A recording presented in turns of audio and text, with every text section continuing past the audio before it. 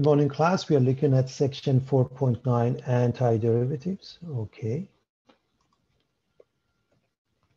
So we discussed optimization problems and Newton's method.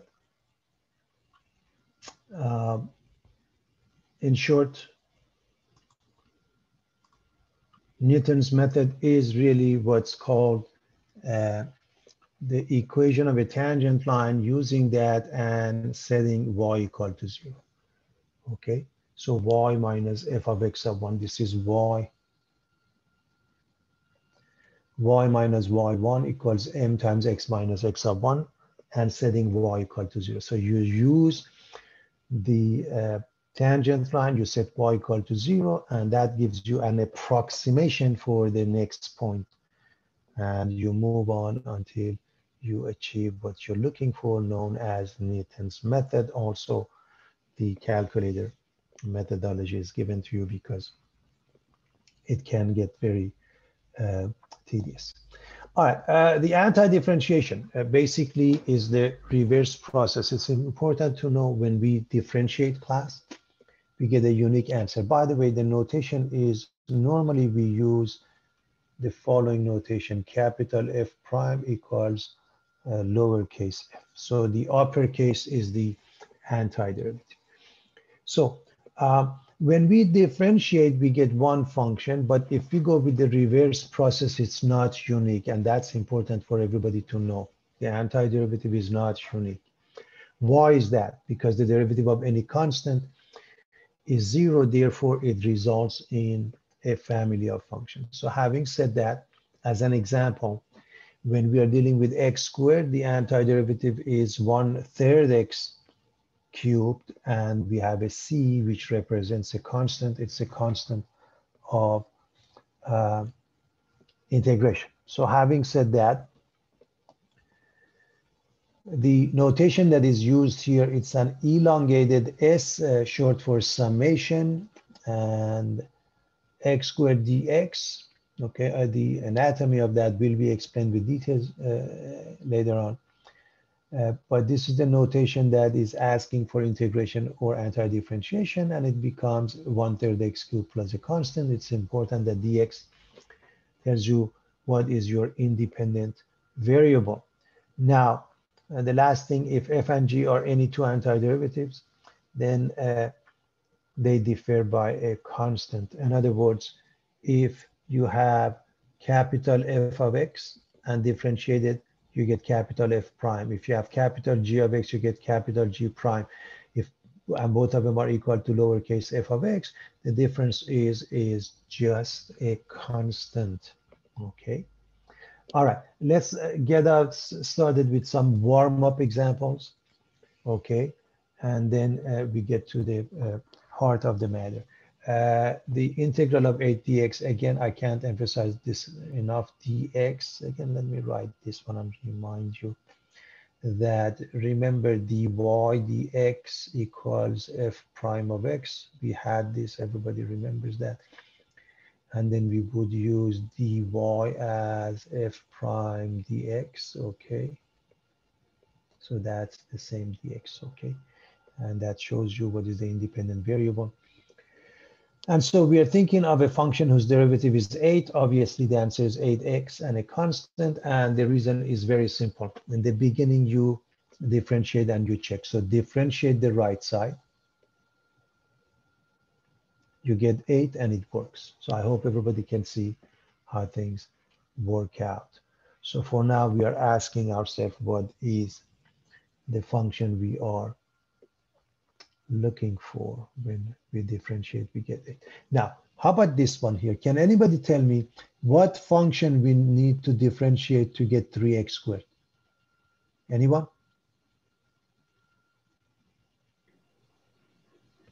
X cubed. Beautiful. X cubed plus a constant, and you can check by differentiating the right side. Okay.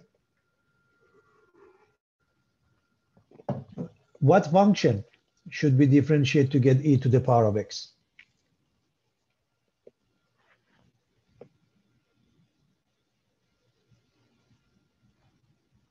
E to the power of x?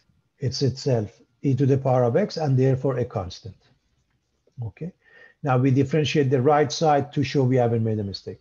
Finally, for the warm-up example, what function do you differentiate to get to 1 over x?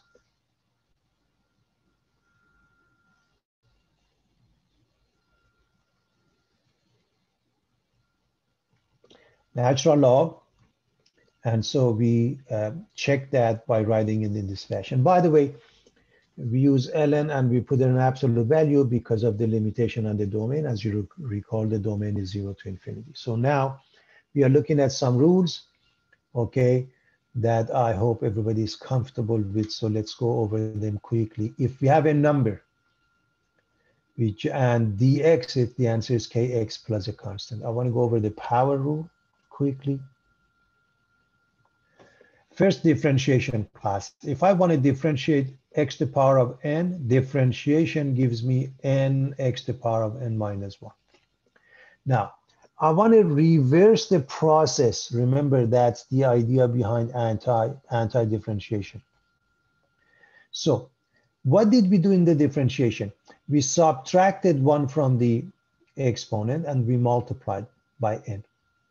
Now, what would be the reverse process? Instead of subtraction, we're going to add 1. Instead of multiplication, we're going to divide. So therefore, when we integrate x to the power of n dx, we get x to the power of n plus 1 over n plus 1 and a constant. This is the power rule. It works for every power except n equals -1. In this case, we go to number 5. And there are different ways of writing it. We're going to write all of them. X to the power minus 1 dx, 1 over x dx, dx over x. They all mean the same thing. The answer is natural log and a constant. This is obvious. If you are multiplying by a function, the differentiation and the integration makes no difference. That remains as a multiplier, as a coefficient. If you're differentiating or integrating a bunch of terms, you do them term by term. Okay. All right, let's go here. We multiply by k if we are differentiating. We divide by k if we are integrating e to the power of kx. The derivative of sine is cosine, so the integral of cosine is sine. The derivative of cosine is sine, negative sine, and the integral of sine becomes minus cosine. The derivative of tangent is secant squared, so the integral of secant squared is tan x, and the rest of them follow class. And there's more coming up we will look at. So those are some differentiation formulas. We will look at each and every one of them more carefully in a moment. Let's start with power rule. So x to the power of 7 dx. What are we looking for? We are looking at the power rule. So we're going to add 1 to the exponent, becomes 8, and we're going to divide by it.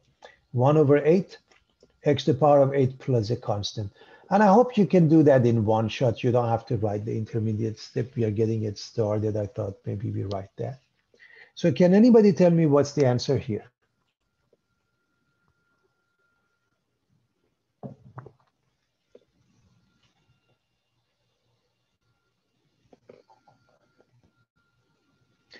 (99), we add 1 becomes 100. So x to the power of 100 over 100 and a constant.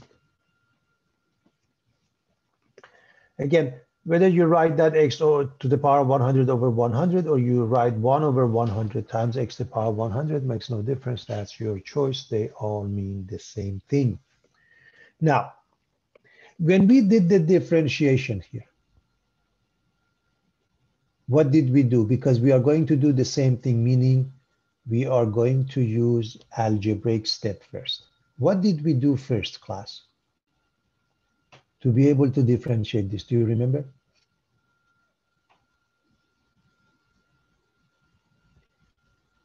We wrote this as x to the power of 1/2. So we do exactly the same thing. Therefore, we can use the power rule. All right, so 1 divided by 1/2 plus 1, x to the power of 1/2 plus 1, and a constant. So what is 1/2 plus 1? 3/2.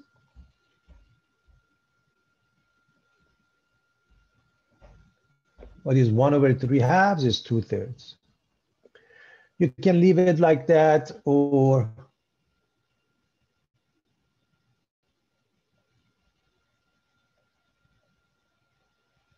you can write it as such. Either way is fine.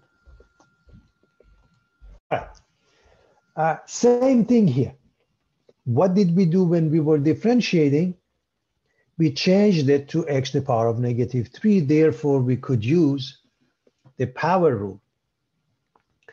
So 1/-3 plus 1, x to the power of -3 plus 1. Obviously, -3 plus 1 is -2, right, everybody?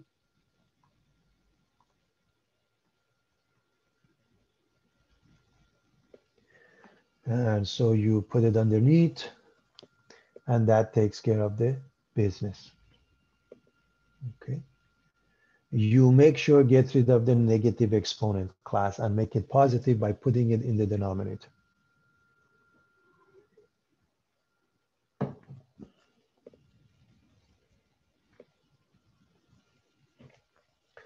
All right, let's see what happens here.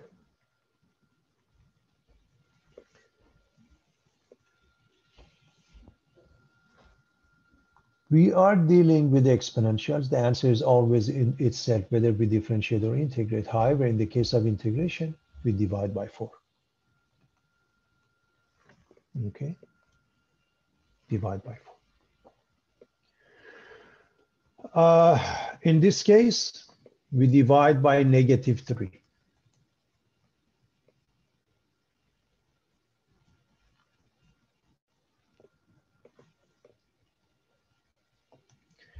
What about this case? Okay, first, let me change this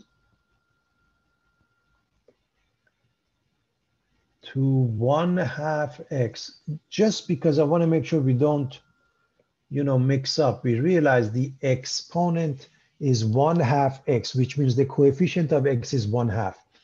So we divide 1 by 1/2, and that gives us 2. Okay, class?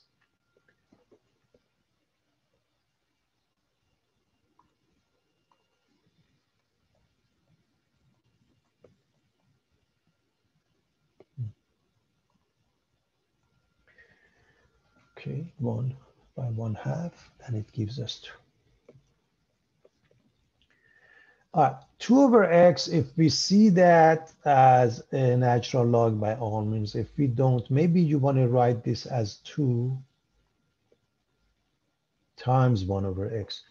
Now we can see it's 2 times ln x and a constant. Okay, class? Now that it's easy to see. Same thing here. If you see it, fine. If not, do rewrite this as 1/2 times 1/x. So that's 1/2 the natural log and a constant. Again, the reason we are writing it in this fashion or in this fashion, so it makes it easy to see that 1/x is there, and that's what you're really integrating. Now 1/2 or 2, either one, is just a multiplier, a coefficient, and remains intact. Okay, so I hope everybody can see that. All right, so what happens here, we are going to do this term by term. Term by term. Okay, everybody, let's do that. 2x to the power of 4 becomes 2/5 x to the power of 5. 3/4 x to the power of 4 minus 7/3 x cubed plus 1/2 x squared, because remember, this is x to the power of 1. So 1 and 1 becomes 2, 1/2 x squared minus 5x plus a constant. Step by step, everybody, step by step.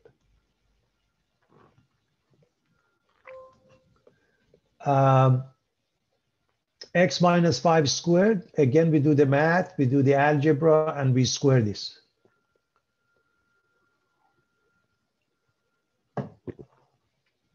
x squared, 1/3 x cubed, minus 10 divided by 2, that means minus 5x squared, plus 25x and a constant.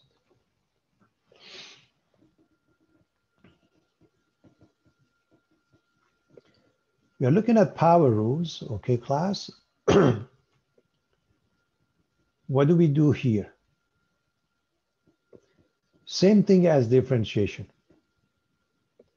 We simplify first. How? We make up 3 fractions. This is one of them, x squared over x squared, which is 1.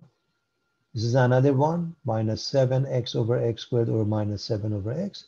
And the last one is 2 over x squared. Okay, everybody? First, we make up 3 fractions. Now, 1 obviously gives you x. By the way, pay attention that this is the x. 1 gives you x minus 7 over x minus 7 ln x. I want to show you the last one.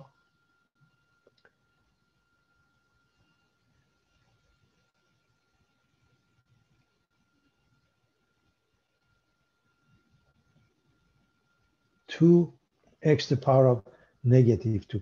So you are going to divide 2 by negative 2 plus 1. The exponent is negative 2 plus 1. Remember, negative 2 plus 1 is negative 1. So you have negative 2x to the power of negative 1. Negative 2 x to the power of negative 1 is negative 2 over x and a constant. In fact, let's just, this is easier to see, 2x to the power of negative 2, okay?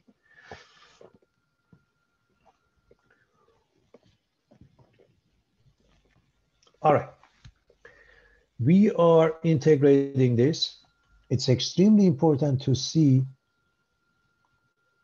you're dealing with dt, therefore 1 doesn't give you x, it gives you t. Cosine, the derivative of what is cosine?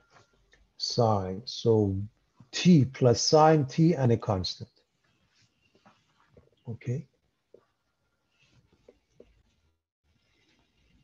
We've seen this root function first, so we write it as x to the power of 1/3, and that one class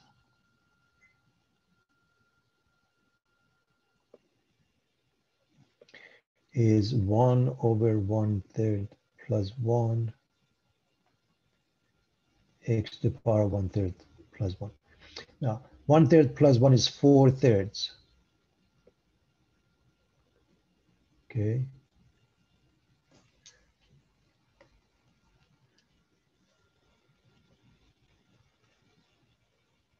So 1 over 4/3 becomes 3/4. And then minus sign gives you plus cosine x and then a constant. Now 3/4 x to the power of 4/3. 3/4 x to the power of 4/3. And using the roots is the cube root of x. This is 3/4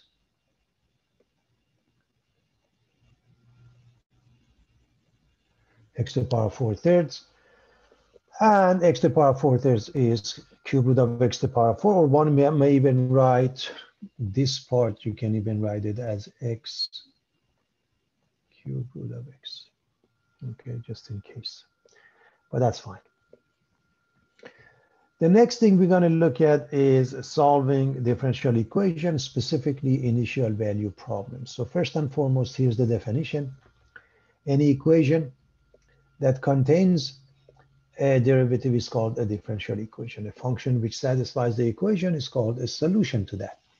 An initial value problem is a differential equation along with a specified value of an unknown function called the initial condition. Meaning, what we have been doing so far, everything has been really, when you do integration, you're doing differential equation. But the difference is now a pair is given, meaning 0, 1. So far we have been coming up with a family of functions. Remember the effect of C. The C takes the function up and down along the y-axis. So now you have a family of functions with the c. This will get rid of the c, but for now, let's just treat it like before to get it started. To get us started, first and foremost, dp dt means p prime of t, so dp is 2e to the power of 3t dt. When you integrate both sides, the left side gives you p of t, and the right side we do the integration, which is a simple integration, and it's 2/3 e to the power of 3t plus a constant. Now, this is done if we didn't have the pair. This is just like previous examples. This is a family of function. This is called a general solution.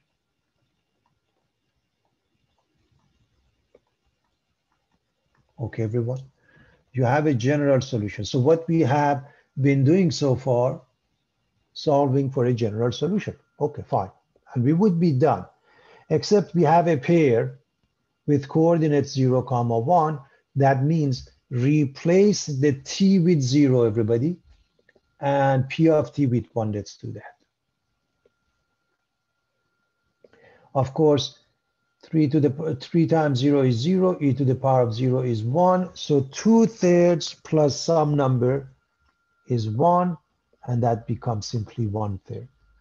Now you replace that, and this is a specific solution, okay? Particular solution.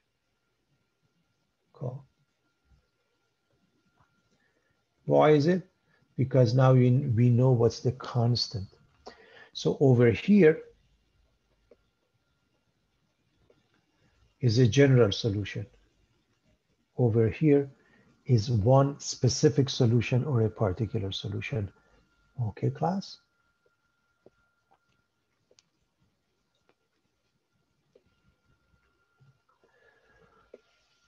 All right, continuing with these thoughts, first of all, this refers to the pair 1, 5. And by the way, it's not necessarily initial value problem, because initial value problem normally refers to x being 0. So it's just a boundary problem, if you will. But for now, let's do the integration as follows. dy is the right side times dx. Integration will give us y, or f of x, equals to the integral of the right side. And that is something we should be comfortable with. We've done this before. 1 over x, we know that. Square root of x, change it to x to the power of 1/2. Bring it up, becomes negative 1/2. And that is a simple integration using the power rule, everybody. So again, 1 over x, you know, it gives us natural log. This one is 1 over negative 1/2 plus 1, x to the power of negative 1/2 plus 1, and a constant. 1 over negative 1/2 plus 1, x to the power of negative 1/2 plus 1. And they add up to 1/2, as you know. 1/2. And this one is 1 over 1/2, or 2, and the other one is square root of x. And this is a general solution. And we would be done if we were looking for a general solution. However, we are given a pair 1, 5, which means we are going to replace the x with 1, everybody. And we get 5. I hope you know that ln1 is 0, and this is simply 2, and c becomes number 3. And now this is a particular solution.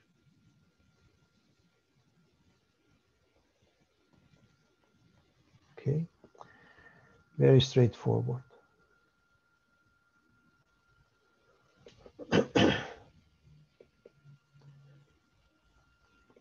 Let's look at this example. We are interested in integrating x plus 1 over square root of x. And if we were differentiating, we would do absolutely the same, which means we are going to simplify this by making up 2 fractions, everybody.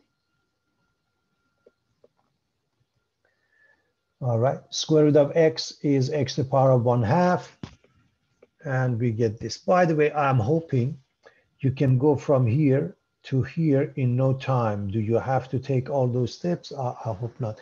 And both cases, we've done both of them previously, so you really should know it's 1/1/2 plus 1 x to the power of 1/2 plus 1. The other one is 1/negative 1/2 plus 1 x to the power of negative 1/2 plus 1 and a constant. Okay, so 1/2 plus 1, everybody, 1/2 plus 1 is 3/2. Negative 1/2 plus 1 is 1/2. Okay, so this division by 3/2 meaning 2/3. Division by 1/2 means 2. Okay, so I hope everybody is comfortable with that. There's really not much to it.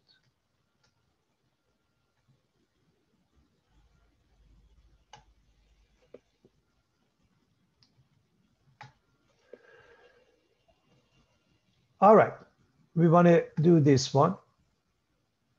And we are going to do exactly the same thing. We cut it into 2 fractions.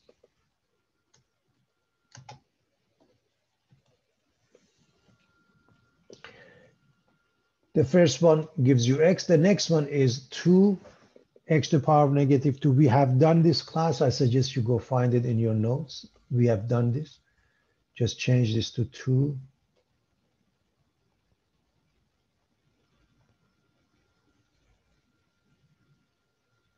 X to the power of negative 2, divide by negative 2 plus 1. Okay, and then x to the power of negative 2 plus 1. It's been done. Secant squared, I hope you know it's tan x and a constant. So this one goes from here to here. We have done that a couple of times. Make sure you can find it in your notes. Okay, everybody, make sure you can find it in your notes. Okay.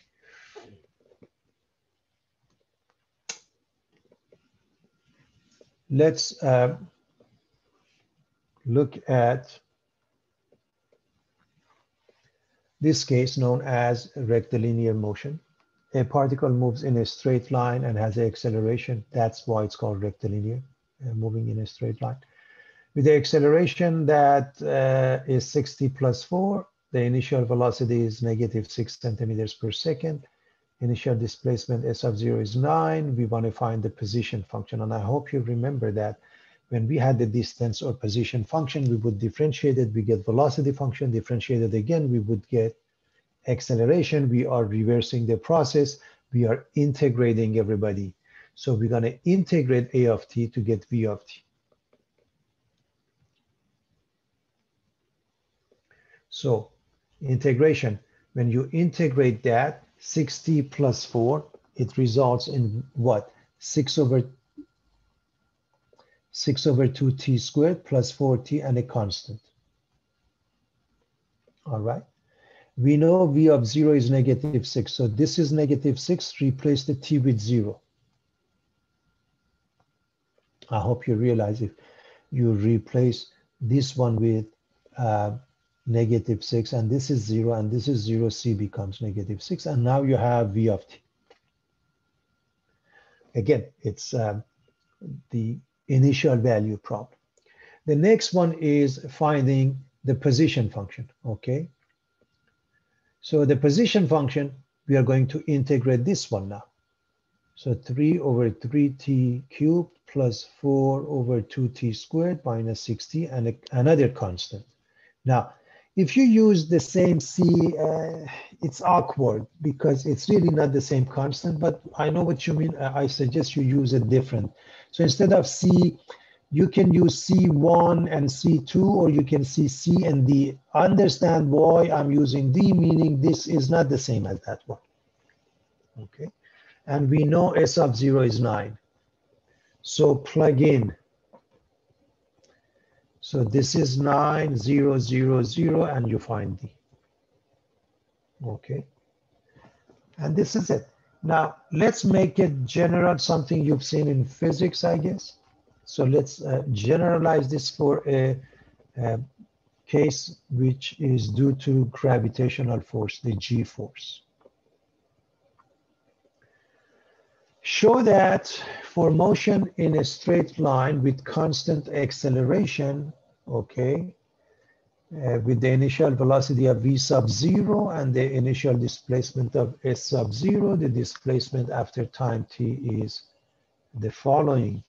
S of t is 1/2 at squared plus v0 t plus s sub 0. I hope you remember this from physics. And due to gravitational force, let's see. Due to gravitational force, we would say h of t is 1/2 gt squared plus v0 t plus h sub 0. I hope you remember that formula also. Okay, where the g force, or 9.8 meter per square second, is at work. All right, so we are saying that it's a constant acceleration class.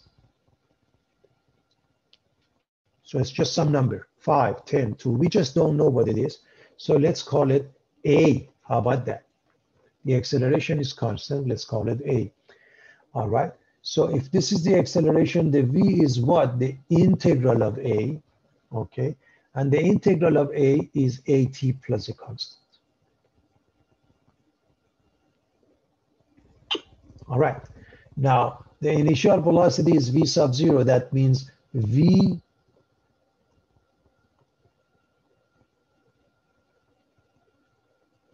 of 0 is V sub 0. That's the meaning of it.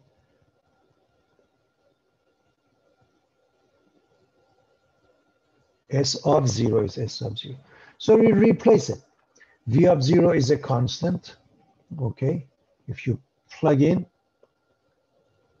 if you replace the t with 0, this becomes c. On the other hand, we know it's V sub 0. So the constant is that. Okay. And so your V of t becomes AT plus V sub 0. Let's integrate. Okay. Again. So t to the power of 1, you have to add 1, becomes 2. So divided by 2, 1/2 AT squared plus V0 t plus another constant. Another constant. Again, notice I had C here. I don't want to use the same thing. I'm going to use D on purpose, something different. You can use C sub 1 and C sub 2.